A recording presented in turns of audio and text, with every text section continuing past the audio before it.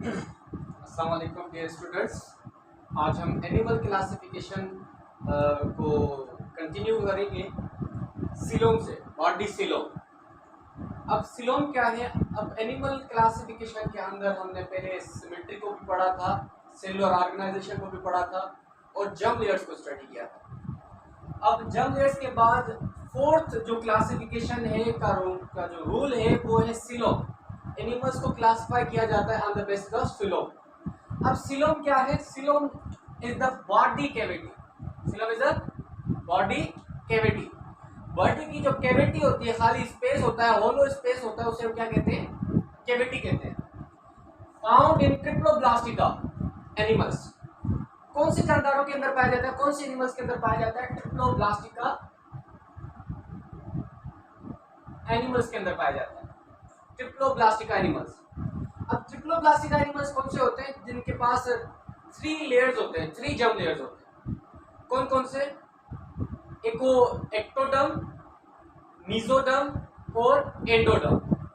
तीनों germ layers, तीनों layers जिसके गैस्ट्रुलर स्टेज या एम्ब्रियोनिक स्टेज के अंदर मौजूद होते हैं, तो हम उसे कहते हैं ट्रिप्लोब्लास्टिका एनिमल्स। ट्रिप्लोब्लास्टिका एनिमल्स। क्यों ट्रिप्लोब्लास्टिका एनिमल्स के अंदर मौजूद होता है?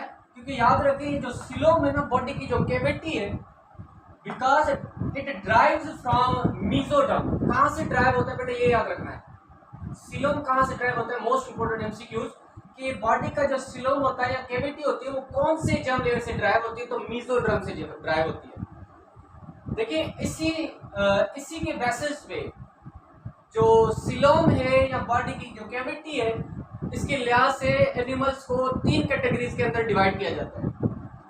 एक ऐसे 3 ग्रुप्स होते हैं। तो कितने ग्रुप्स के अंदर डिवाइड किया है? 3 ग्रुप्स। पहले जो एनिमल्स हैं उनको कहते हैं एसिलोमेट्स।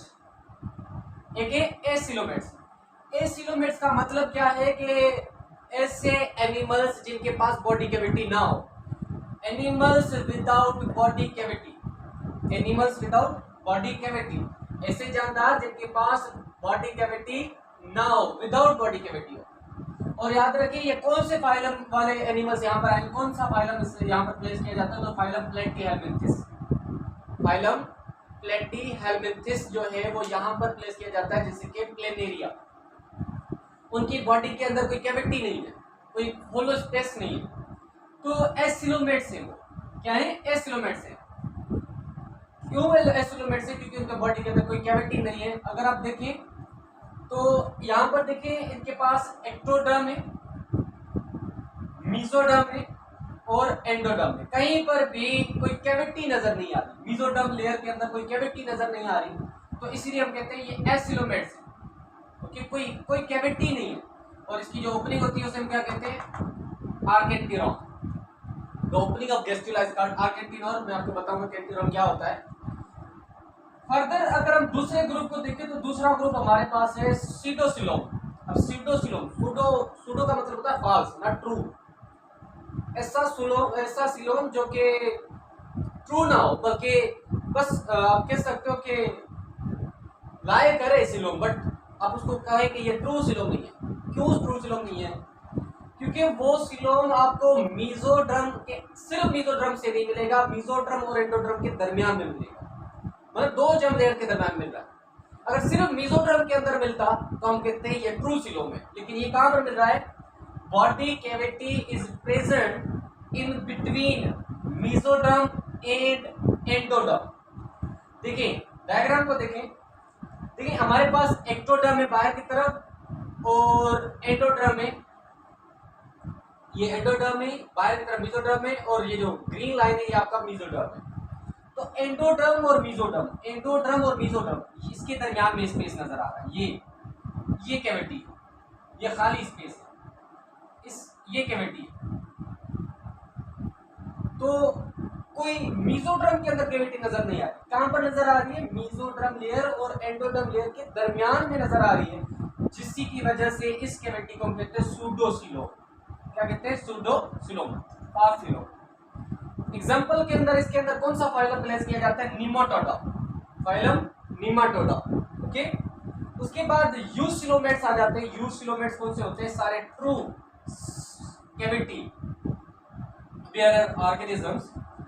तो याद रखिए ऐसे एनिमल्स जिनके पास क्या हो, ट्रू बॉडी कैविटी हो, लाइन करे, कहां पर मौजूद हो, इन ऑल साइड्स ऑफ मेसोड्रम, सारे साइड्स ऑफ मेसोड्रम के अंदर। अब देखिए डायग्राम को, इसके अंदर 5 फाइला प्लेस किए जाते हैं, जो कि फर्दर 5 फाइला है, क्योंकि ट्रिप्लोब्लास्टिका के अंदर मैंने आपको बताया था, ट्रिप्लोब्लास्टिका एनिमल्स के अंदर 7 फाइला प्लेस किए जा रहे थे, क्योंकि एक स्पंजिस में आ गया था, टोटल 9 फाइला हमने डिस्कस किए थे, एक स्पंजिस में आ गया था क्योंकि वो पैराजोआ थे, क्योंकि उनके अंदर सिमेट्री नहीं थी।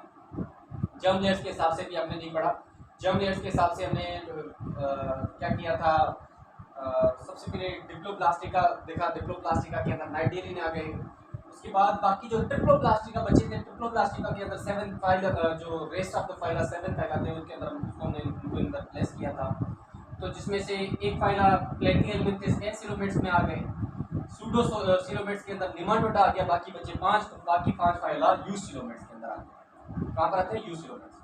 अब इसकी बॉडी कैविटी को देखें बेटा, बॉडी के जर्मलेट्स को अगर देखें तो आपको यहाँ पर क्या नजर आ रहा है, एक्टोडर्म, ये नजर आ रहा है मीजोडर्म, और ये है एंडोडर्म। अब देखिए मीजोडर्म कंप्लीट, ये एंडोडर्म अंदर है, एंडोडर्म अंदर है, एंडोडर्म नहीं, तो देखिए पूरा मीजोडर्म है, पूरा का पूरा मीजोडर्म है, और मीजोडर्म के अंदर ओपनिंग है, अंदर कैविटी, मीजोडर्म के अंदर कैविटी।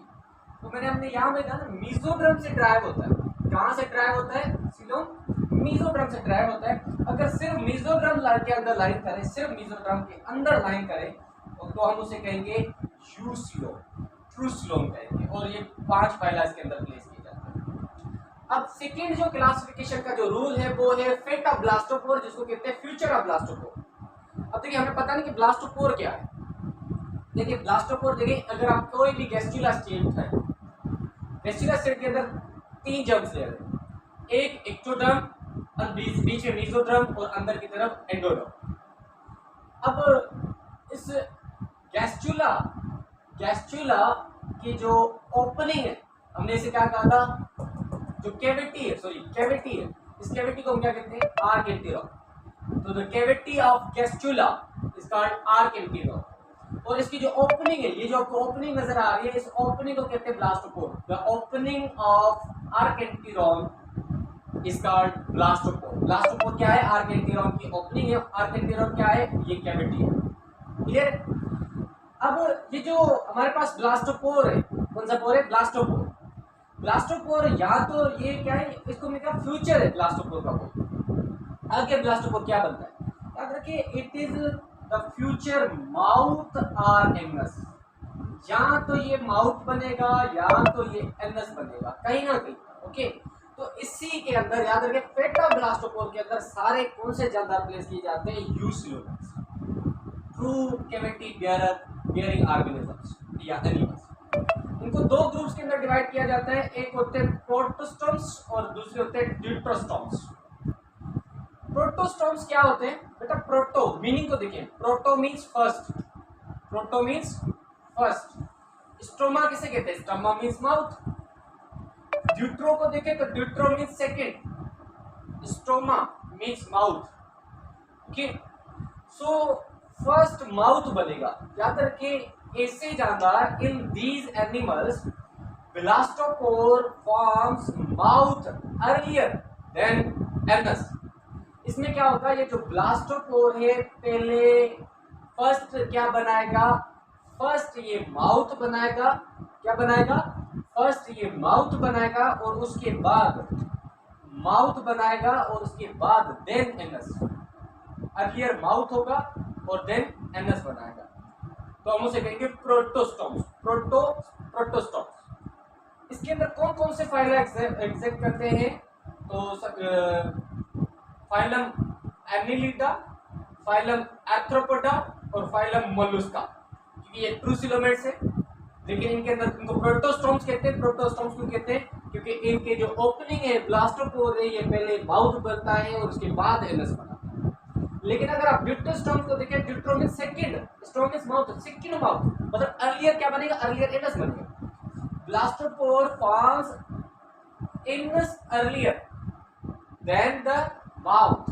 तो देखिए माउथ अर्लियर देन एनस, यहाँ पर एनएस अर्लियर देन माउथ, क्या पहले एनएस बनेगा उसके बाद माउथ बनेगा। इसके अंदर कौन से फाइल एग्जिस्ट करते हैं, जैसे कि इकाइनोडर्मेटा और कॉर्डेटा, ये फाइलम कहां पर एग्जिस्ट करते हैं, ये एग्जिस्ट करते हैं यूसिलोमेट्स के ड्यूटेरोस्टोम्स के अंदर, कैटेगरी के अंदर। ड्यूटेरोस्टोम्स कौन से होते हैं, जिनके अंदर जो ब्लास्टोपोर का जो फ्यूचर होगा वो पहले माउथ बनाएगा और उसके उस पहले एनएस बनाएगा और उसके बाद माउथ बनाएगा, जबकि प्रोटोस्टोम्स के अंदर क्या होता है, वो पहले माउथ बनाएगा और उसके बाद एनएस बनाएगा।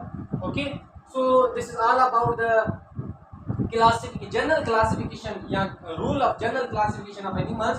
fourth one is coelom and fifth one is fate of blastopore। इंशाल्लाह नेक्स्ट लेक्चर में हम स्टडी करेंगे development pattern, embryonic development pattern को डिस्कस करेंगे, जो कि लास्ट और फाइनल है क्लासिफिकेशन का रूल, वो इंशाल्लाह देखेंगे। ओके डियर स्टूडेंट्स, अल्लाह हाफिज।